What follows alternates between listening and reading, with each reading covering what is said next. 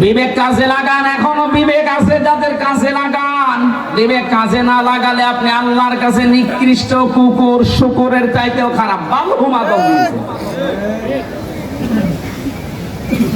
জাহান্নামে যে মানুষগুলো নিয়ে যাবেন, যে মালিক ফেরেশতা দাঁড়িয়ে আছে, জাহান্নামের দারোয়ান ফেরেশতা মালিক, জাহান্নামে যাবার সঙ্গে সঙ্গে জাহান্নামের দরজাগুলো খোলা হবে, ভেতরে ঢুকিয়ে বন্ধ করে দেওয়া হবে। এখানে একটা তথ্য আছে, এই আলেম যারা আছে তারা খেয়াল করে। জাহান্নামের কথা, জান্নাতের কথা কোরআনে সেখানেই পাবেন। সেখানে জান্নাতের বর্ণনা দিতে গিয়ে আল্লাহ দরজা উন্মুক্ত করার কথা জানিয়েছেন, আর জান্নাতের কথা বলতে গিয়ে দেখেছেন জাহান্নামের দরজা বন্ধ থাকে। এটা আমি জেলখানায় গিয়ে দেখেছি। জেলখানা যেহেতু একটা জাহান্নাম, আর দুনিয়া সিজনুল মুমিনি ওয়া জান্নাতুল, কথা বুঝতেছেন? ওটা যে জাহান্নামের সাথে তুলনা দেওয়া হয়, মুমিনের জন্য দুনিয়া জেলখানার মতো, কাফেরদের জন্য বেহেশতের মতো। তো ওটা একটা দুনিয়ার কারাগার, ওটা একটা জাহান্নাম মনে করেন। বাংলাদেশ সহ বিশ্বের যত জেলখানা আছে, কারাগার আছে, প্রতিটার নিয়মে আসামি ঢুকলেই বন্ধ হয়ে যায়, বের হলেও বন্ধ হয়ে যায়। 24 ঘন্টা তালা লাগানো থাকে, এর খোলা থাকে না দরজা। এমনকি দেশের স্বরাষ্ট্রমন্ত্রীও যদি জেলখানায় আসামি দেখতে যায়, ডিআইজি পর্যন্ত যায়, আইজি পর্যন্ত যায়, খুলে দেবে, ঢোকানোর পরে সঙ্গে সঙ্গে তালা লাগিয়ে দেবে। কিন্তু জান্নাতের কথা আল্লাহ যেখানে জানিয়েছেন, একটু তথ্যটা খেয়াল করেন।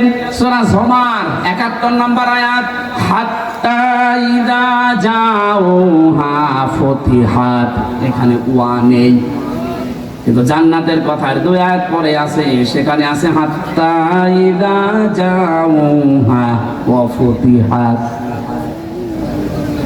আল্লাহ রাব্বুল আলামিন জানিয়েছেন জাহান্নামের কাছে যাওয়ার পরে জাহান্নামের দরজা খোলা হবে, ভেতরে প্রবেশ করে তখন আবার বন্ধ হয়ে যাবে। যিনি মালিক আছেন, দারোয়ান, আকালা লাহুম খাজানাতুহা, জিজ্ঞাসা করবে আলাম ইয়াতিকুম রাসূলুম মিনকুম ইয়াতলুনা আলাইকুম আয়াতি রাব্বিকুম ওয়া ইউনযিরুনাকুম লিকা ইয়াউমিকুম হাদা। কেন আসলে এখানে? তোমাদের কাছে কি নবী রাসূল চাইনি?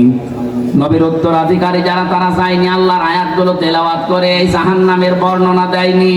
আল্লাহর সাথে সাক্ষাৎ করে জবাব দেওয়া লাগবে, কথাগুলো কি শোনায়নি তোমাদের?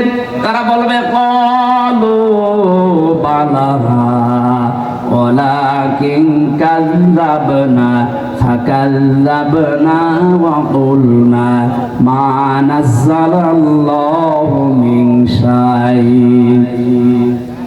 গিয়েছিল আমাদেরকে কোরআনে কারিমের অর্থ একটা একটা শব্দ ব্যাখ্যা করে ভেঙে ভেঙে বুঝিয়েছে, কিন্তু আমরা বলতাম এ বেটা মিথ্যা কথা বলে মনে হয়। এরকম কথা আল্লাহ নাযিল করেনি।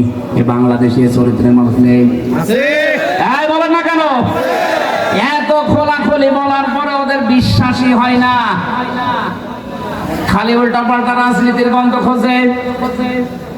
আল্লাহ শেষের দিকে জানিয়েছে ওয়াকালু লাউ কুন্না নাসমাউ আও নাকিলু মা কুন্না ফি আসহাবিস সাঈর।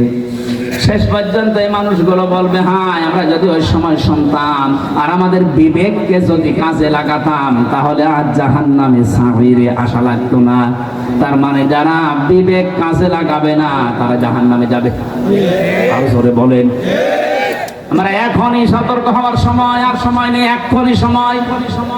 বিবেক যাদের কাজে লাগছে না, কি হলে আপনার বিবেক কাজে লাগবে বলেন তো?